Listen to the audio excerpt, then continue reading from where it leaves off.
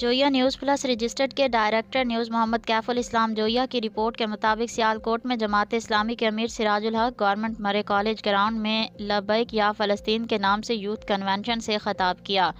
تفصیلات کے مطابق غزہ اور فلسطینی مسلمانوں کی حالت زار کو اجاگر کرنے اور جماعت اسلامی کا موقف پیش کرنے کے لیے جماعت اسلامی کے امیر سراج الحق گورنمنٹ مرے کالج گراؤنڈ میں لبیک یا فلسطین کے نام سے یوتھ کنونشن سے خطاب کرتے ہوئے کہا کہ فلسطین ہمارے بھائی ہیں اور اسرائیل جس طرح سے فلسطینی مسلمانوں پر بمباری کر رہا ہے اور کوئی ان کو روکنا ٹوکنے والا نہیں ہے، اس سے ظاہر ہوتا ہے کہ ہم بحیثیت مسلمان قوم اتنے بزدل ہو چکے ہیں کہ ہم طاقتور ہونے کے باوجود اس کی اس بدماشی اور حملوں کو روک نہیں پا رہے ہیں، جبکہ یہودی وہاں سے مسلمان بچوں کا قتل عام صرف اس لیے کر رہا ہے کہ آئندہ وہاں نوجوان پروان نہ چڑھ سکیں اور آئندہ ہمیشہ ہمیشہ کے لیے مزاحمت ختم ہو جائے۔ مولانا سراج الحق کا خطاب سننے کے لیے مرے کالج گراؤنڈ نوجوان سے کچھ کھچا کھچ بھرا ہوئی تھی اور نوجوان فلسطینی مسلمانوں کے حق میں اور اسرائیل مردہ باد کے فلک شگاف نعرے لگا رہے تھے۔